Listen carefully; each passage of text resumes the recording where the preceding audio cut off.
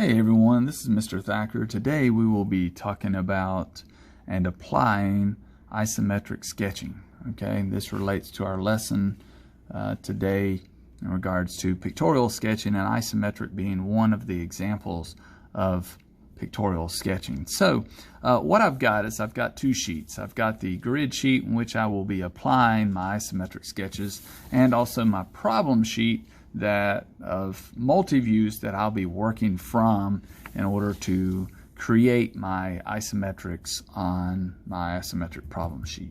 Okay, so we're going to be drawing 4 different drawings on here. That's why we've got these 4 different quadrants. So I'm going to go ahead and lay out the ones that we're going to be doing. So let me go ahead and write that in. So we're going to start with I1 is going to be our first example.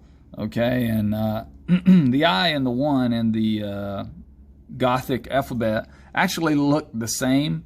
So I'm going to slightly change that to make that evident, but we're going to do I1, I2, and then I5 and I7. Okay, and we want to do them in that order. Always, you know, just like reading a book, you want to move, and also drawing a horizontal line if you're right-handed. You want to work from left to right, and then top to bottom. So, and again, left to right. All right, and so that's how we're laying these drawings out on the sheets, just like we've done on previous problems and multi-views, for example. Okay, all right. So if you'll notice that in each of these grids, you're given a dot. That dot represents the origin, and that's where we want to lay out our X, Y, and Z axes.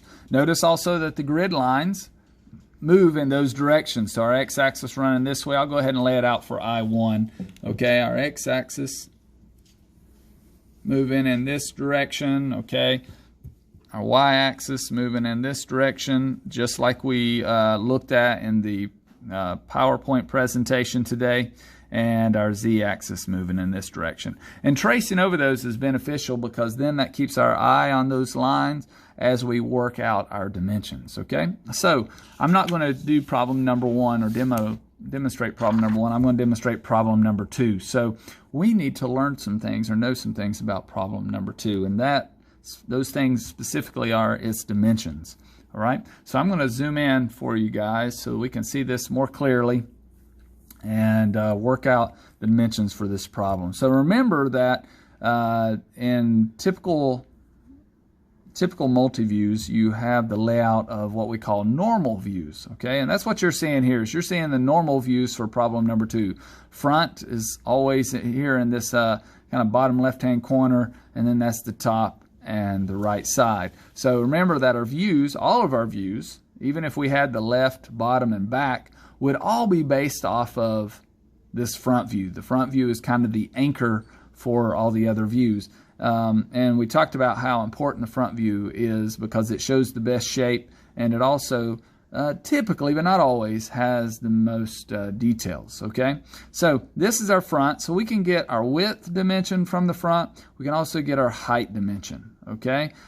So we'll get those from the front view. Go ahead and write width, height, and we want the third dimension, which is depth.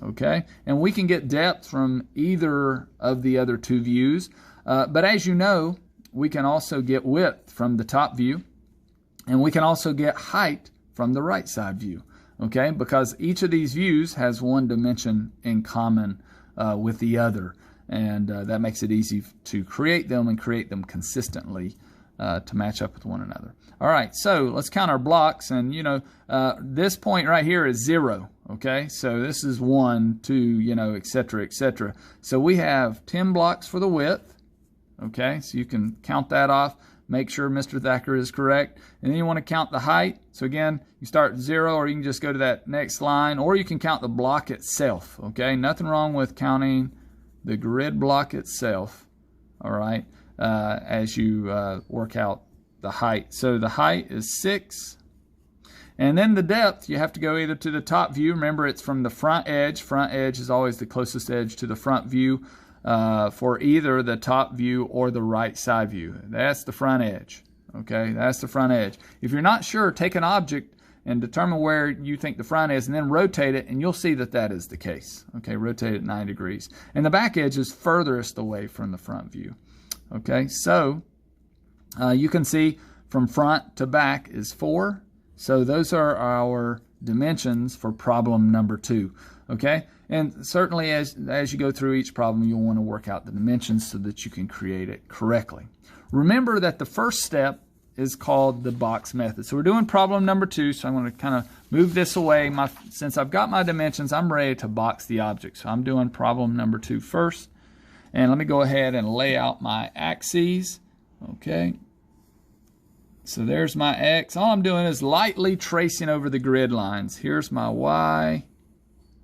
And there's my Z. Now, if these lines ever, these construction lines, because I've made them pretty light, if they are ever visually in the way or confusing me, then I'll erase whatever I need to erase to make it clearer for me to see my information. Okay, so in this case, we've got to count blocks. You can count vertical lines. Okay, remember, a block on isometric can look 3 different ways. It can look like this. Okay, if I'm going to go ahead and give you this shape. This is a rhombus, okay? So they're rhombus-like shapes. It can look like this right here. All right, and it can look like, try not to connect these, it can look like this right here. Right, and these are all rhombus shapes. And we'll talk about that shape a little bit more coming up tomorrow. So, you want to count your blocks. Don't count the triangles, count the blocks. So we'll go, there's 3, 4, 5, 6, 7, 8, 9, 10. It's a little weird, a little harder to count them in 3D than it is in 2D, okay? So I'm going to count off all my dimensions first. So that's my width of 10 blocks. And then I've got 6 for my height. So I make a mark on for my height on my y-axis. So this width on X, height on Y, and then depth on Z, okay, which is 4 blocks. All right, from there, it's important to know where you are. So this is the bottom front. Think about it. Width is on the front. So this is the bottom front, also the x-axis, of my object. So I need the top front, and this is the right edge of the front view. So I need the left edge. So the left edge will be here. So I'll go ahead and draw a line here, okay? And it's possible, class, that not all of my object will touch that entire line. We're not worried about that. We're just trying to box the dimensions. And then from this point, I need to draw the top edge of my box. Okay, so I'm boxing the object, and also the top going in along the z-axis. Okay, these are all what we call isometric lines because they're parallel to the axes. Okay, and then from this point, I want to draw, and by the way, you can see the front view right there. Okay, there's the box for the front. And then if I draw parallel to create the back edge of the right side, now you can see the box for the right side. So what we're missing is the box for the top.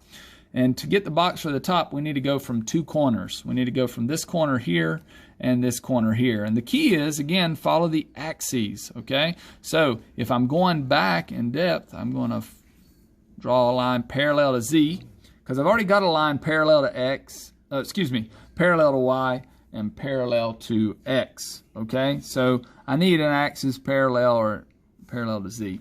Likewise here, from this corner, if you notice, I've got a line parallel to Z and a line parallel to Y. Now I'm going parallel to X to create the back edge. So I've got the front edge of the top. I need the back edge of the top.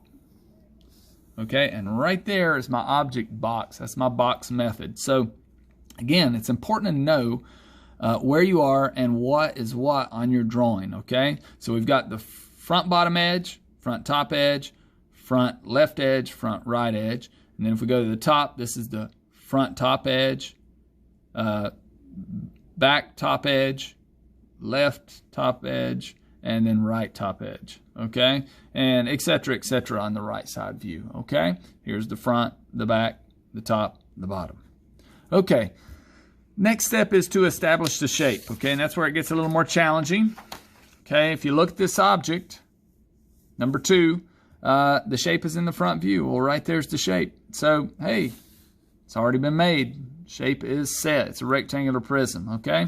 So that takes us to step number 3, which is to add details. And the detail is this little block sticking out. Now, here's the thing. That block is not sticking out of our box, okay? So we shouldn't draw it outside of our box. It's a part of our box. It's part of the object, and we've boxed the object. So it's within that box, okay? So I'm going to start with that detail and work backwards into my box. I'm going to put that on the very front because it is on the very front of the object. And this part actually is further back, and we can find out how far back. I'm sorry, you can't see what I'm saying. So this detail is on the very front of my object, all right? So I'm going to start with it first. And this part right here is further back. How far back? Well, 2 blocks back. We'll deal with that later. So let's go ahead and work on our detail next.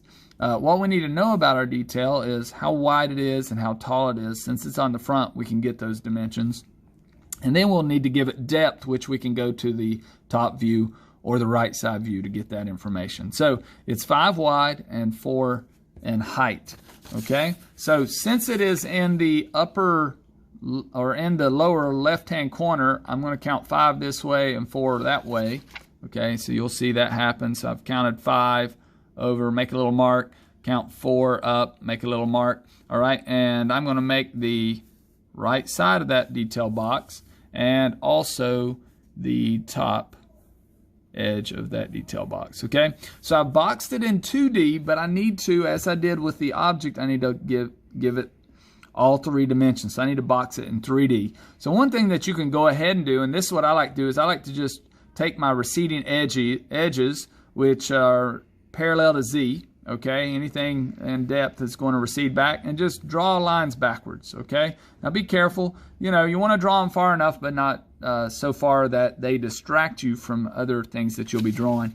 And what we need to know is the depth. So for number 2, remember, we can get the depth from the right side or the top view. And this is the depth of that little box, okay? And so it's 2 blocks deep. So I'm going to go down here to this axis. I could do it on either one of them, but I'm going to mark 2. Now, if you notice, check this out. If you go 2 back here, it meets that top edge. That's coincidence. Don't assume that that's always going to happen. It just happens in this case. So all I've got to do is draw this line here because the other line's already there. Okay? There's no need in drawing that. But understand that this back edge of this block right here is not at the very top. Okay? It's just coincidentally in line with it. All right, that takes me to creating the rest of the object. So the rest of the object, to work out the details, is creating this larger block, okay? And we can go from a couple different spots in order to create this. We can go from a spot right over here or right there, same place, which is right here on the left side, which we can't see that. So you could start there, or you could start in this corner here, which is also this corner here, okay? So a couple different places. These are the same places up here, basically, all right? That being said, where are those on my sheet? Well, the answer is they're here. I could either start there or I could start there. Okay? One of those 2 locations, it really doesn't matter. You just kind of need to understand that that is the case. So I'll start from here, and what I'm going to end up doing is as I create this shape, I'm going to end up back here. Okay?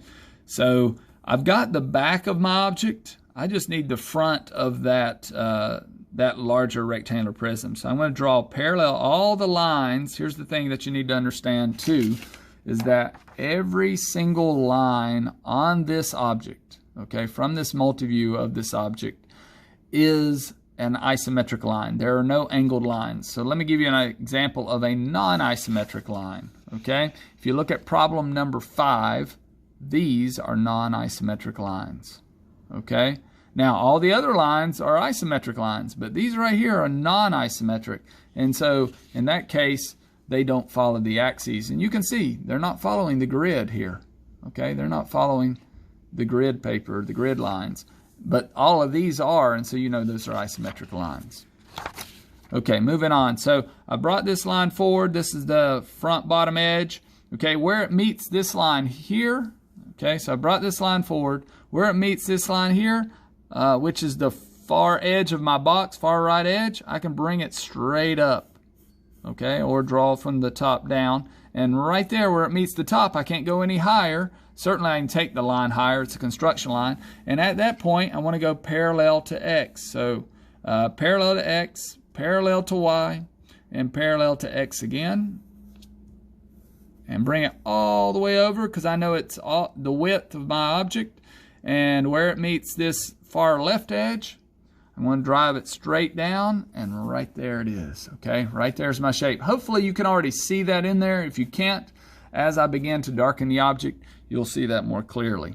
Okay, so let me go ahead and start darkening the object. And you'll be able to see the object much more clearly once I've gotten it darkened. Sorry for the background noises. I do have my classroom window open.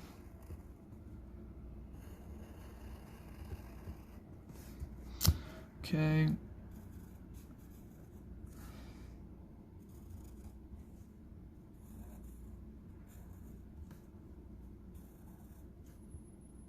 And you want to be neat when you darken so that it communicates well, which is an important part of creating our sketches.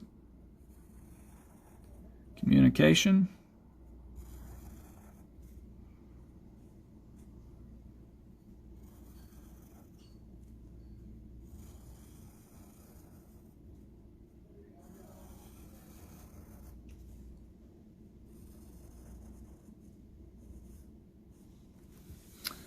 And class, right there is problem number 2. So let me show you what that looks like on the sheet. See if you can kind of just match that up. Right? You look at the different surfaces. That surface is that surface.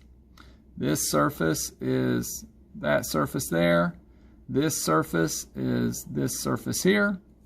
This large surface from the front view is this surface here. This surface is that surface there. And then this surface is this surface here, okay? And so you can kind of see how that all comes together as far as a part. Now, I would like you guys to render one, so I'm going to render one.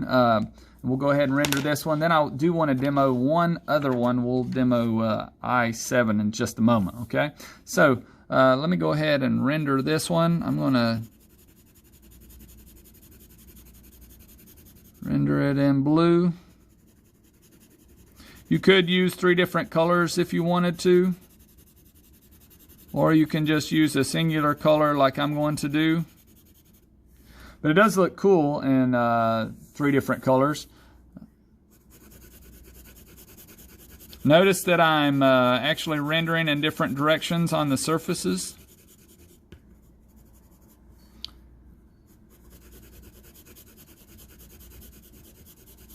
Except for on this opposite surface, I did not.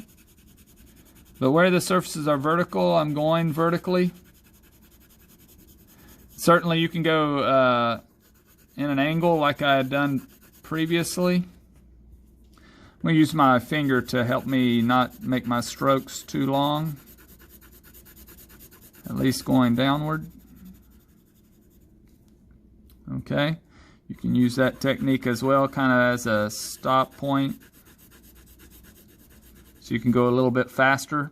All right, so to make this look more 3D, I'm just going to go in here and darken this. I'm not putting much more pressure on my object. Let me see what I want darker. I think I'll make this darker here from the front. So I'm just going shading in the opposite direction.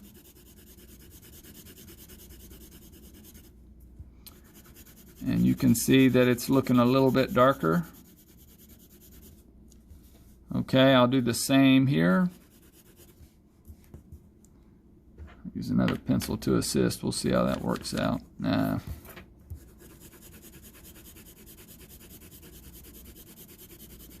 You guys will be better than me at this.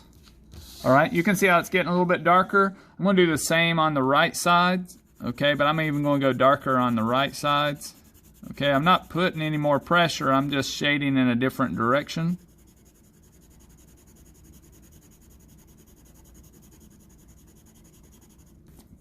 Okay, this time I'm going to go at an angle. Okay, so let me see how I work that out. Yeah, here we go. You can see because I'm shading in different directions, it's actually naturally getting darker.